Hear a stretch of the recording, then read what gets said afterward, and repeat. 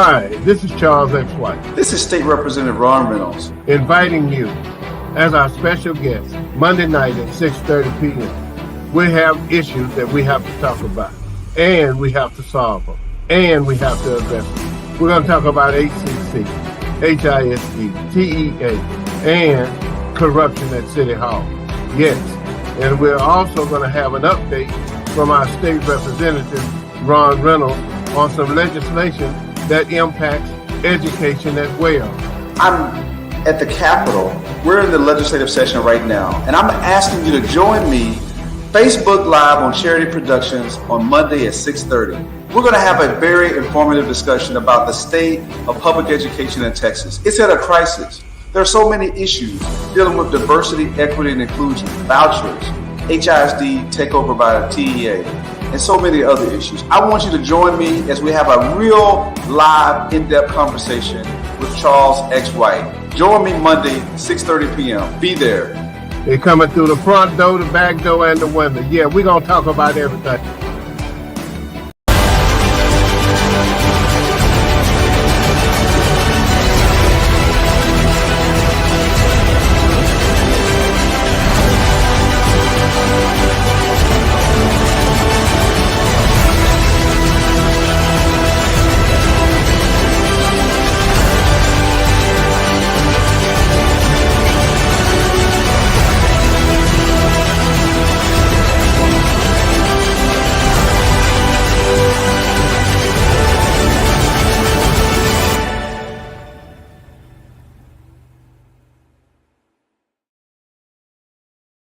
A lot to get to tonight, but we begin with the breaking news developments out of Houston's City Hall. We have learned the Office of the Inspector General is opening an investigation into a bribery case involving a former aide to Mayor Sylvester Turner. That's right. William Paul Thomas pleaded guilty to a federal conspiracy charge just before he resigned for health reasons. Now he's accused of cutting deals with business owners to help get them permits. ABC 13's Micah Hatfield and Ted Oberg have been following this case for us since we broke it last night. We want to begin with Micah Hatfield, who is live with new developments tonight. Micah. Gina and Chauncey, you're in a position of power and you have the ability to make things happen. Court records indicate that William Paul Thomas pleaded to doing just that in exchange for money. For more than a decade, William Paul Thomas worked inside of City Hall. At the time of this federal investigation, he was serving as Mayor Turner's director of council relations. Federal prosecutors say he used his influence to make things happen in exchange for money and pleaded guilty to those allegations at the end of July. The newly unsealed charging document does not name who he took those bribes from, just calls them a businessman and says they operate a bar/restaurant and bar/nightclub. In May of 2020, at the start of the pandemic, that businessman apparently called and texted Thomas asking for help to get a temporary certificate of occupancy. Thomas agreed to do it in exchange for money, using his influence, even calling on an official at the Houston Fire Department for help, according to records. Within the month, they had the permit. Weeks later, same businessman asked Thomas for help after their nightclub was shut down by TABC. You'll remember, clubs and bars were not allowed to operate at the time because of the pandemic, but they still wanted to. Court documents say they offered Thomas up to $13,000 in exchange for his influence to have their establishment reclassified from a bar to a restaurant. Within 4 days, federal prosecutors say he had it done. Based on what we've read in this court filing, seemingly there are other city officials involved in this. My colleague Ted Oberg is standing by, and Ted, certainly the city has launched their own investigation. Yeah, tonight, Micah, we've learned, thank you, that the Office of Inspector General has already started to open its own investigation, looking for those other employees, possibly at the fire department, possibly at the permitting department, that may have helped William Paul Thomas help these businesses obtain those permits. That news coming hours after those federal court documents were unsealed, showing that man who spent years just inches from the mayor inside city council chambers is now a convict, and legal experts say may be cooperating.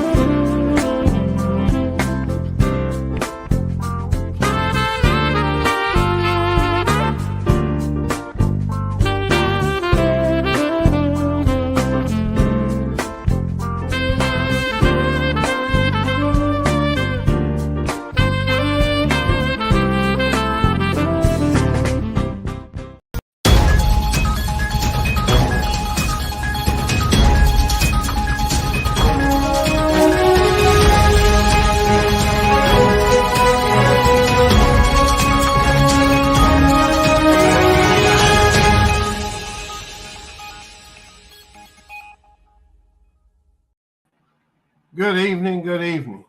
This is Facebook Live version of Community Views and Solutions. I am Charles X. White, your host, and we have a very heavy lineup for you tonight. Those of you who have comments, you have to go to the chat box, send your question or comment in on the chat box. We want to thank everyone that's participating today. We have a very, very in-depth set of topics that we're going to deal with. We're going to have first, we're going to talk about some of the controversies around Houston Community College. Houston Community College did not renew the contract of Maldonado. Now, let me try to give a disclaimer at the top.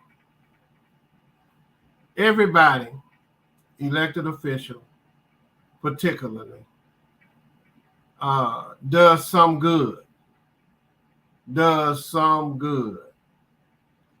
What I'm addressing and Charity Productions is trying to distribute is the narrative that we have to be focused on issues that impact Black communities and Black people.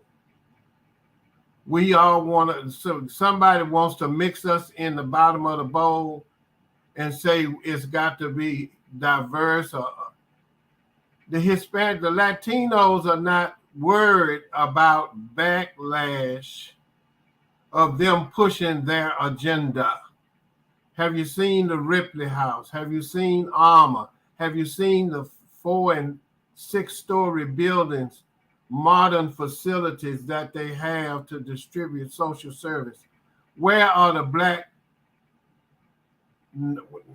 non-governmental organizations with those type of facilities for the Black community? When the Asians open up a business in the Black community, nobody says nothing about them not hiring Blacks.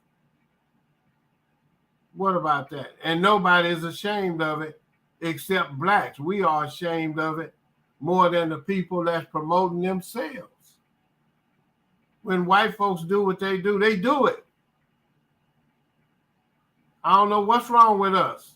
And I sure don't know what's wrong with these elected officials, but I just wanted to say that at the top. Everybody does some good, but we talking about Black good. Ain't nothing wrong with talking about Black good. All right, let me get off of that. The controversy we want to deal with and the information we want to deal with has to do with some legislation, new legislation or new policies with HCC, and we're going to bring on our trustee from District 9, Dr. Prieta Vanderbilt. Is she with us? I am. Hi. Hey, how you doing? I'm good. How are you all doing? Okay, let's get to this sensitive part. There's a lawsuit.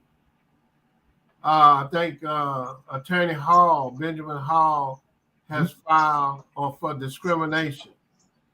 And if I correct me if I'm wrong, it has to do with Blacks being fired and Hispanics being hired, or something to that effect. To that effect, yes. Okay, so it's some. Can you elaborate on why the board did not renew Maldonado's contract? The vote was 5-4 in favor of keeping the current contract in place, which ends August 31st. Okay. My position for voting to keep the current contract in place is I prefer to look at these things based on cost, time, performance. It is very important to me to understand what the goal is, what that goal costs to implement, what kind of timeline it takes for that goal to be implemented, and what the actual performance is if the goal is met. And so based on the cost, time, performance perspective, I voted to maintain the current contract to the end of August 31st, 2023. Okay, well, that suggests that you all could have fired him on the spot.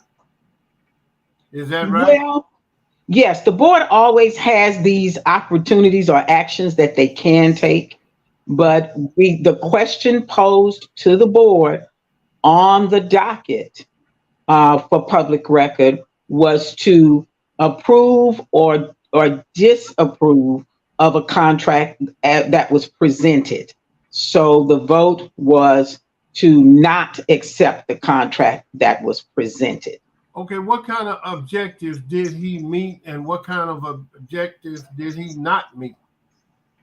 Well, the current goals were we needed to have an increase in enrollment.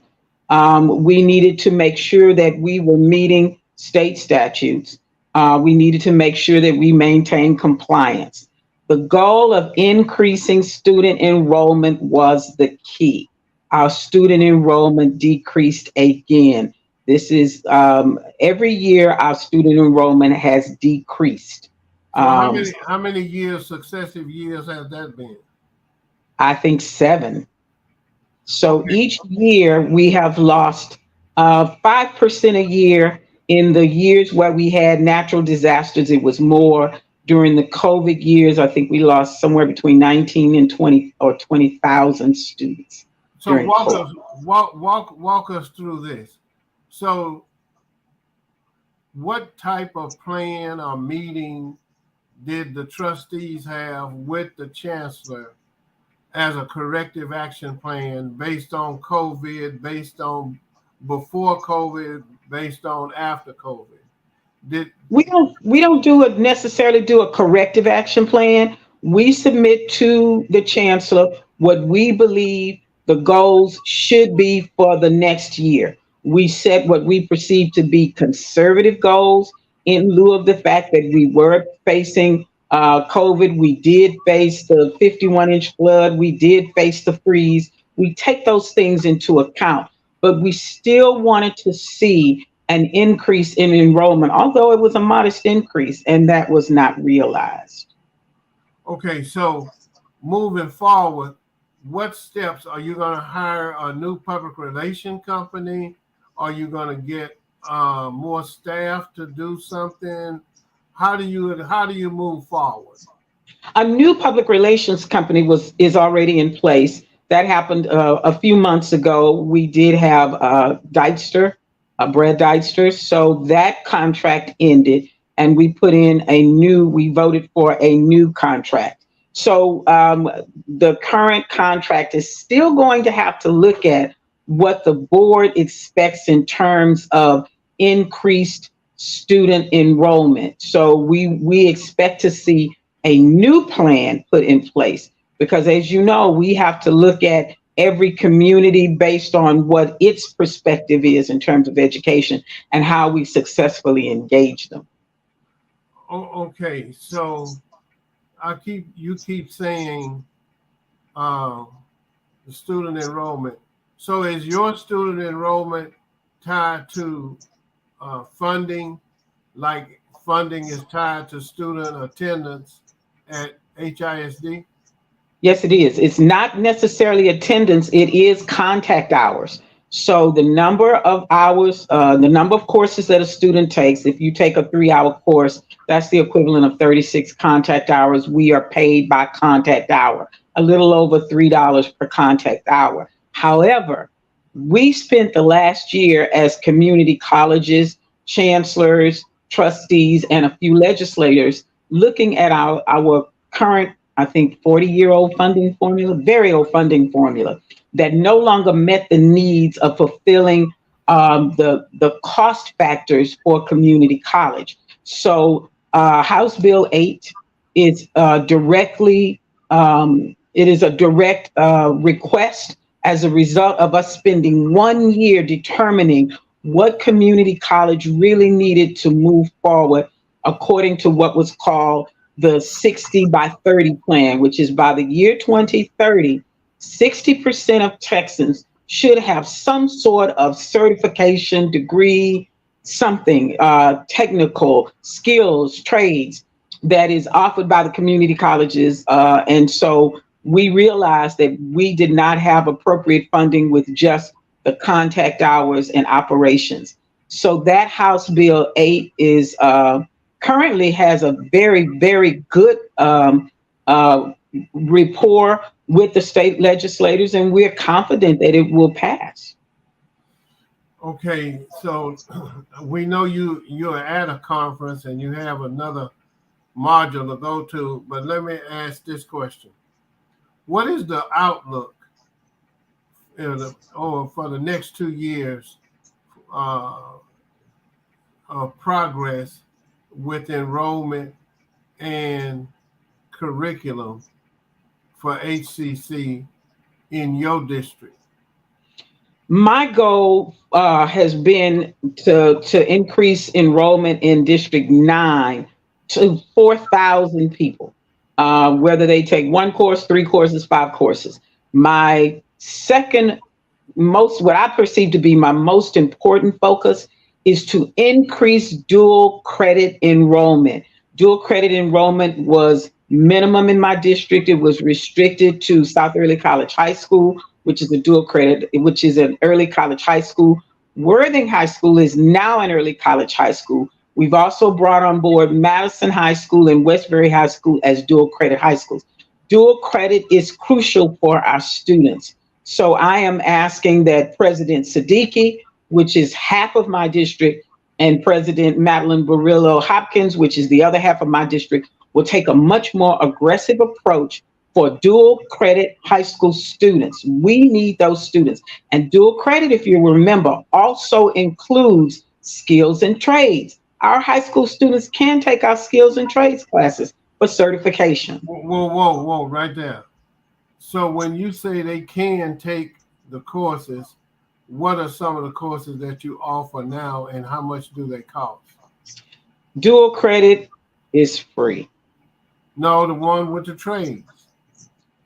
For high school students, it's free. So you mean an old guy like me, if I came to the campus, y'all gonna make me pay? Actually, no. If you're 65 and older, you don't pay tuition. Oh, okay. I'm not 65 yet. Okay. All right. I just wonder. So all of us that's 65 or under, we can take a skills or trades course and it won't cost us anything. If you're 65 and under, we have a number of courses. We have $20 one and done, which is a certification series of courses. We have. Wait a minute. What kind of courses? Oh, this is skills and trades. It's it's also fundamental medical technology certifications. So CNA. Like a nurse's aid? Yes. Okay. So you do have something we may need to talk about and promote.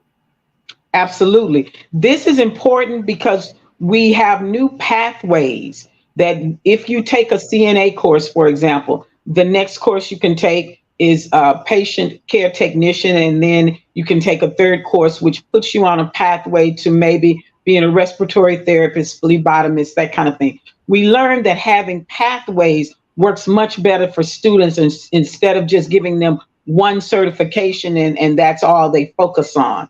We also learned that the medical center is really working well with us in that these are jobs that are available now, and those same hospitals and medical technology companies actually send their employees back to us for further training. And as you know, we do have Coleman College in the medical center on Pressler at Main Street. So we're right there in the heart of the medical center. This is very important for our students to know that they have this kind of access to training and job opportunity. Okay, so we're going to wrap up with you, but you did say that there is some legislation, House Bill 8. Yes. Currently in the state legislature, and you believe that it is going to pass based on the signs and signals you're getting at this moment. Yes, very confident, and we are just very pleased that the Texas legislature, as a matter of fact, the Senate bill is the exact same bill. And as you know, House and Senate are never exactly the same. So we're very excited about that. Okay, so give us your name and number if anybody wants to reach out to the trustee at HCC District 9, Dr. Prieta Vanderbilt. So the number is 346-888-8255. 346-221-0969. 346-221-0969. You need my email. I need you all to email me to tell me the courses that you want to take in District 9. If we have targeted courses, it's much easier to fill targeted courses than it is to take a wild guess and hope you show up. So it's my first name dot Vanderbilt at HCC. Wait, you gotta spell it. P as in Paul, RETTA dot VANDIBLE at HCCS.edu. Okay, so we're gonna go to commercial. Thank you for coming and giving us that update. Most welcome. And we'll see you next time. Thank you. Thank you so much. Thank you.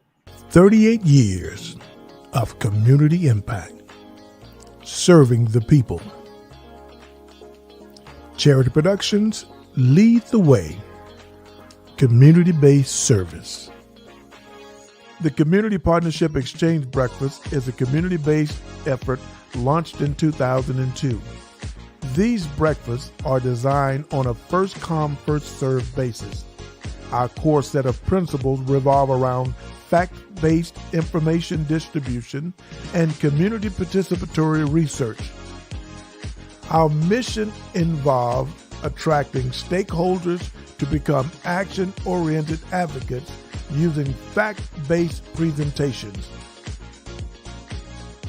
18 years of community partnership exchange breakfasts and 34 years of community impact and engagement. That's Charity Production.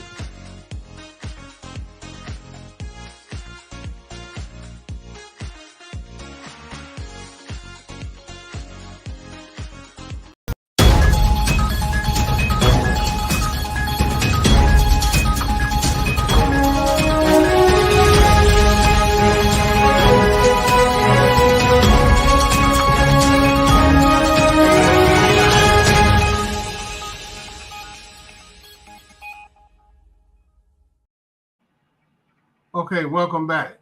This is Facebook Live, Charity Productions version of Community Views and Solutions. Welcome back. We just had an update from Dr. Prieta Vanderbilt, stalwart from HCC District 9 trustee. Next, I want to introduce a person that's familiar to some, but we want to try to get her a little more exposure and connected to some local issues and national issues that's connected to the local issues. Miss Marion Tolan, she's a big advocate dealing with police and citizen engagement. As some of you may remember, her son, Robbie Tolan, was shot and he lived. Thank goodness, thank God, thank Allah, thank everybody that they didn't have to go through that loss of a child.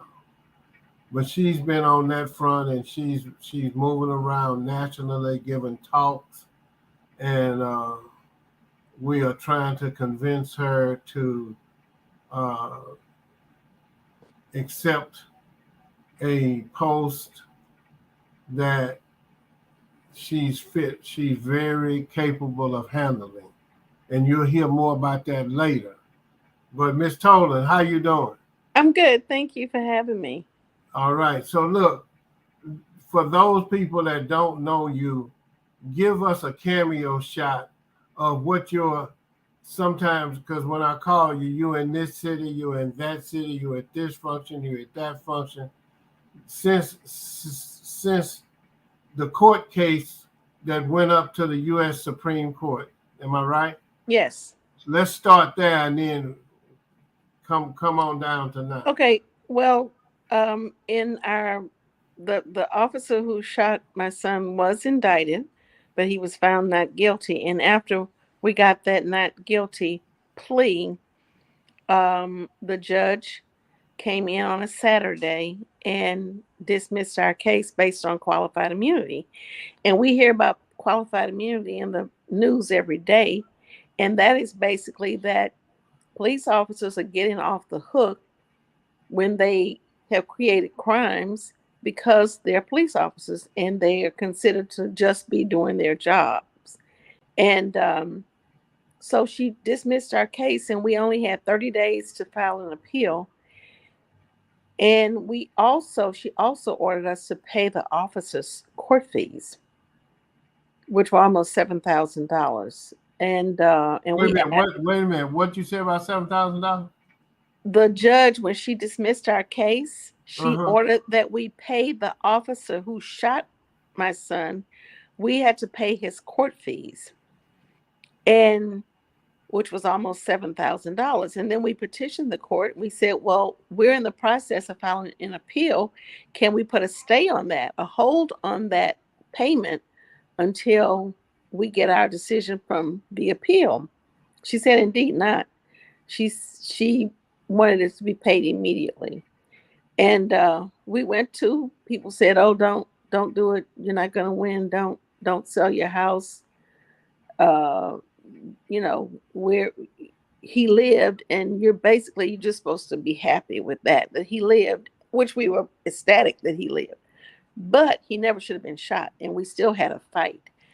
So we lost, because the Fifth Circuit is the most conservative, and which is a nice word for racist. And we lost, and from there we went to the United States Supreme Court, and they conferenced the case 13 times, and we got the first decision, the first win against a police officer in 25 years, and the first unanimous decision at the United States Supreme Court in 13 years. So it was monumental. And that's basically what I try to encourage people to go all the way, to fight. And we definitely have something to fight for. And we can no longer sit back and say somebody ought to do something. We're the somebody, and we ought to do something about the way we're being treated. We are the somebody. And the only way we're going to know what God will do is to go all the way. Otherwise, you spend the rest of your life hoping, I wish I had done something. Or I wonder what would have happened if I hadn't given up.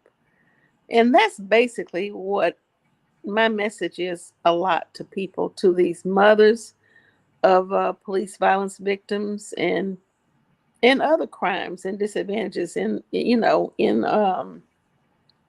cities, in our communities, is we have a fight and we deserve to be heard. We deserve to be heard. And so I go to trial, to court with families. I go to, I encourage them. I go to funerals, which is heartbreaking. And most recently, I met Tyree Nichols' mom. The one who was killed by the 5 Black police officers. Right. So I meet these people and I basically just encourage them and stand with them. I do a lot of that, hand holding. And what's the most rewarding trip and consolation that you have been involved with somebody else, either in Houston or out of Texas? The most rewarding has been, I met Mike Brown's mother just weeks after he was killed, and she's very young. And for years, she wouldn't speak. I mean, I would see her, we would embrace, I would see her at functions, at least she showed up. And she has really found her voice, and we're very close. she supports my activities and my missions, and I support hers. And she's really something to be reckoned with now, and I'm real proud of her.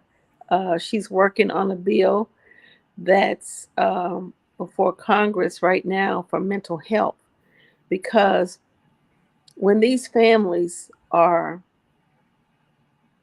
traumatized by these, police shootings and losing children, and they're being videoed and they're still not getting justice in the courtrooms in America. It's you go through a lot. And the whole family needs emotional therapy. I mean, your life is never the same. My life is not the same, and he lived. So imagine what these families are going through. Going to sleep at night, waking up, was it a dream? Hoping it was a dream, and it's not. Well, let me ask you this. What's the difference with local attorneys versus Ben Crump? How did the lawyer selection go? How did that process? Okay. Well, one of my sisters worked for a law firm here in Houston, and the night that he was shot, she came to my house in Bel Air, and I was on the third house from the corner, from the block, and I was in a cul-de-sac, and they would not let her outside of the tape. And so she kept asking, and the district attorneys were there, who were supposed to be working for the community, but they're there working with the police because they're co-workers. And they wouldn't let her come outside. They wouldn't let her come on the street. So she called at 2:30, 3 o'clock in the morning. She called one of the attorneys that she worked for, and they let my husband and I go to the hospital because we were still in the back of police cars by then. So basically, because she made a call in the middle of the night, by morning, those attorneys, her attorney, her law firm, partnered with another attorney from another law firm, and they came. They asked if they could come see us at the hospital and talk to us. And so that's really how that happened. It happened before we were still traumatized and in a daze at that time. And that's how we got the first set of attorneys. But in the meantime, we really weren't approached by attorneys. Nobody was calling. Nobody was, coming to the hospital. It was on the news where we were, where he was. So we could have, but people really didn't reach out. The community as a whole did not reach out to us. And I even had some attorneys. Okay, so then we went when the judge dismissed our case. This is civil. When the judge dismissed our case, the attorneys we had dropped us like a hot potato. I don't think they expected us to go all the way. But so basically, when we went to the Supreme Court, we went with a appeals attorney, and he did. He fought the fight. And even though he kept saying, Ms. Tolan, it's a long shot, but I wouldn't let him refuse to take the case. And we agreed to sell our house to pay him, and he didn't want that. And I said, we want it. It's that important to us to fight. It was important enough to sell our house. And then when we got Ben Crump, the local Black attorneys wondered why we went out of state to get an attorney. Well, we didn't see anybody here doing anything, number one. And number two, my pastor did call Ben Hall very early on and asked him to take the case, and he refused it. So that was our experience with the attorneys here in Houston. Not very good. Okay, so what we're gonna do? I see we're having a connection problem with State Representative Ron Reynolds. He's trying to get in. Okay. So what we're gonna do is we're gonna take a break.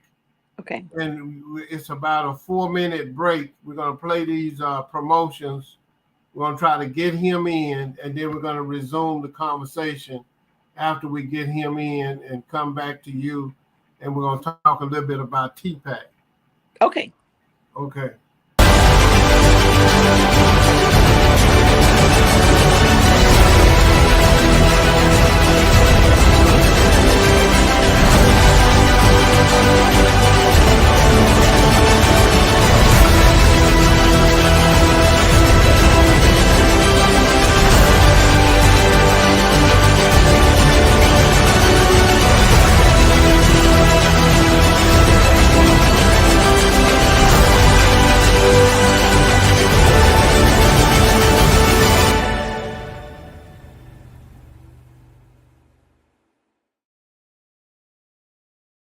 A lot to get to this tonight, show? but we begin with the breaking news developments out of Houston's City Hall. We have learned the Office of the Inspector Charles, General is opening an investigation can you hear me? into a You're back. bribery case involving a former aide to Mayor Sylvester Turner. That's right. William Paul Thomas pleaded guilty to a federal conspiracy charge just before he resigned for health reasons. Now he's accused of cutting deals with business owners to help get them permits. ABC 13's Micah Hatfield and Ted Oberg have been following this case for us since we broke it last night. We want to begin with Micah Hatfield, who is live with new developments tonight. Micah. Gina and Chauncey, you're in a position of power and you have the ability to make things happen. Court records indicate that William Paul Thomas pleaded to doing just that in exchange for money. For more than a decade, William Paul Thomas worked inside of City Hall. At the time of this federal investigation, he was serving as Mayor Turner's Director of Council Relations. Federal prosecutors say he used his influence to make things happen in exchange for money and pleaded guilty to those allegations at the end of July. The newly unsealed charging document does not name who he took those bribes from, just calls them a businessman and says they operate a bar/restaurant and bar/nightclub. In May of 2020, at the start of the pandemic, that businessman apparently called and texted Thomas asking for help to get a temporary certificate of occupancy. Thomas agreed to do it in exchange for money, using his influence, even calling on an official at the Houston Fire Department for help, according to records. Within the month, they had the permit. Weeks later, same businessman asked Thomas for help after their nightclub was shut down by TABC. You'll remember, clubs and bars were not allowed to operate at the time because of the pandemic, but they still wanted to. Court documents say they offered Thomas up to $13,000 in exchange for his influence to have their establishment reclassified from a bar to a restaurant. Within 4 days, federal prosecutors say he had it done.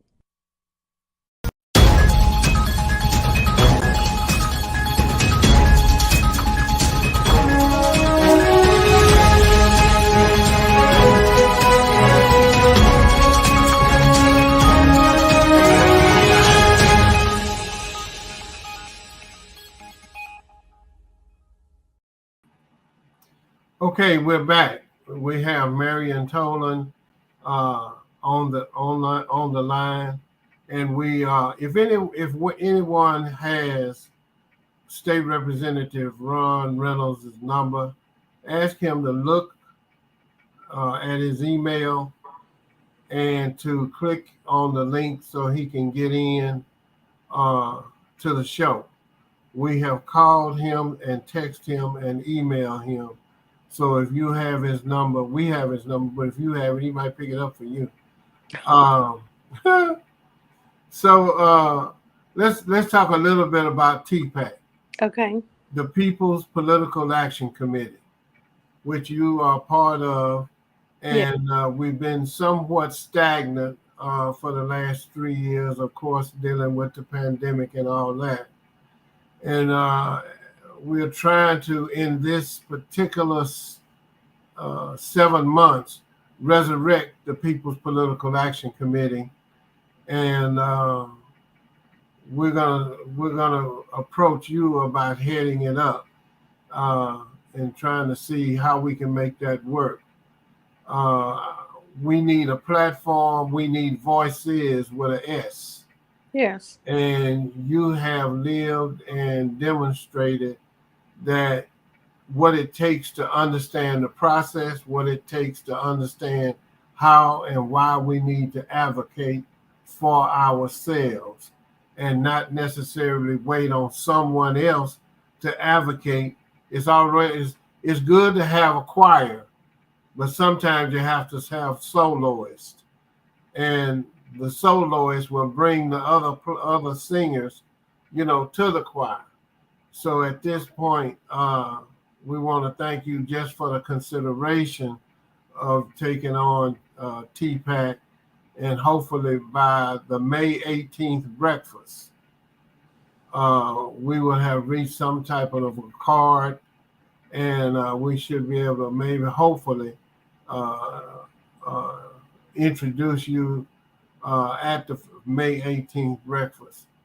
Now, if we're going to get into this subject about HISD and TEA, so if you want to, and if you need to go, fine. If you want to stay here and converse, that's fine. And but let's go at it. We received a email, and this email was from a superintendent, and I'm going to read what he sent. Now, those of you who are in the audience right now, and those who will see this broadcast later, I really want you to focus in and think about what I'm saying about what this superintendent wrote. He wrote an appeal to his parents and community and businesses in that community to advocate for something that's in the legislature now that he feels is serious enough for him to invite his whole community in to help turn the tide in Austin. It says, "Dear ISD parents, staff, and community members, with the 88th Texas legislative session underway, we are paying close attention to bills related to public education and those which may impact students and public schools. We are asking for your immediate action to advocate for public schools today concerning two bills. One, Senate Bill 8, and two, Senate Bill 30. Now, this is a superintendent of a school district in the Harris County area. I wonder, did Houston ISD send out to their parents this type of letter?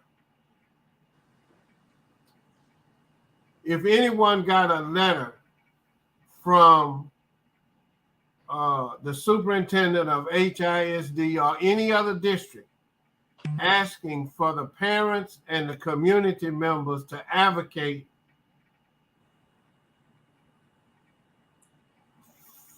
on behalf of the school district, did you get any type of letter like that? Okay.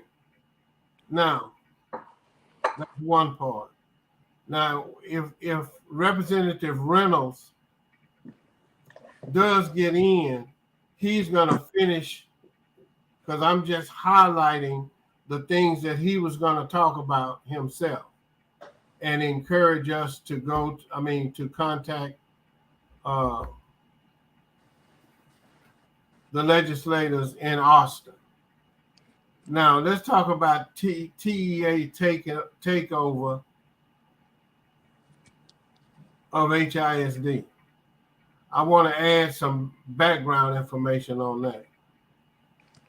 If anybody is on the line, it can write in on the chat if you feel like it. From North Forest Independent School District Board Trustees. Now, this is what I remember about that period of time that HISD was to take over North Forest. There were rumors about it before it happened. Now, at the time, so you're talking about 2014, 13, 15, 16. You're talking about that kind of time.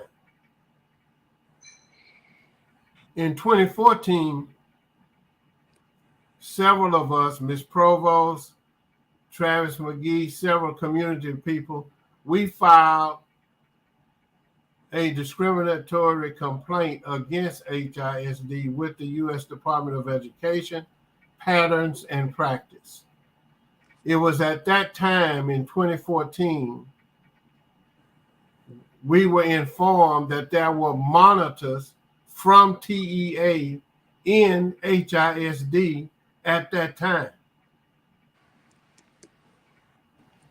There were also monitors controlling the decision-making in North Forest at that time. In fact,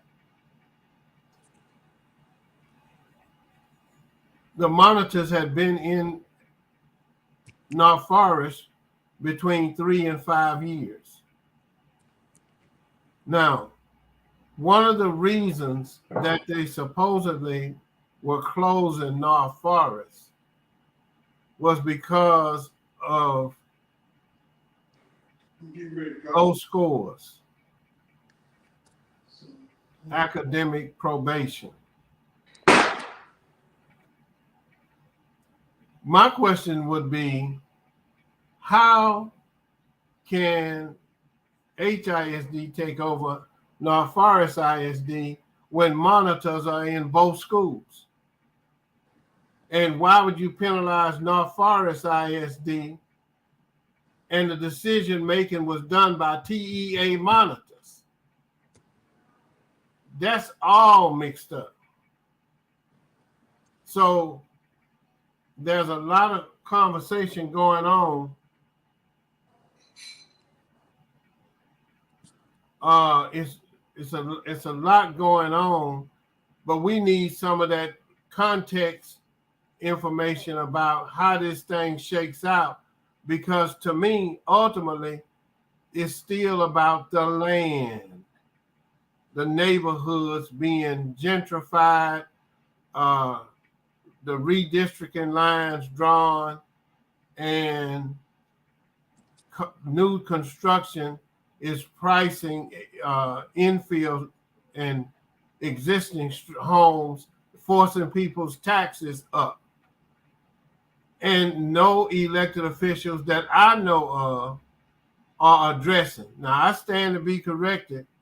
If they are, I'd like for them to show me when they did and what they're still doing, because this issue about land takeover and land acquisition, land grabs, it's been going on in Houston for the last 25 years. So,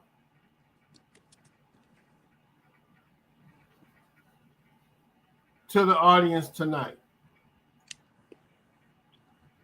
we have 7:28. We sign off at 7:30. What I'd like to say is this: we're going to reschedule State Representative Reynolds.